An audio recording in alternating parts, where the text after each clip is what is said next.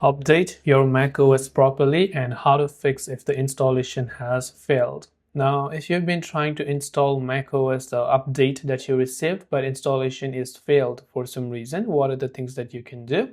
The first thing is that you have to make sure that you're connected to a stable internet connection. So go to your Wi-Fi settings, try to make sure that you have a relatively strong internet connection.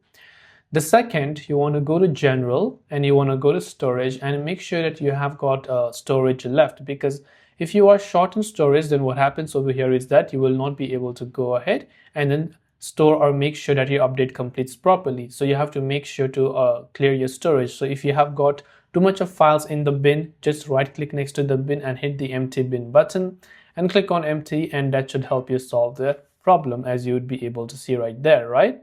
And once you've made sure that you've got more storage, then now you can go to the general option back, go to software update and wait until the software update has been completed properly, and then be patient, do not unplug your computer or so on. So after you've done that, that should definitely help you solve the problem.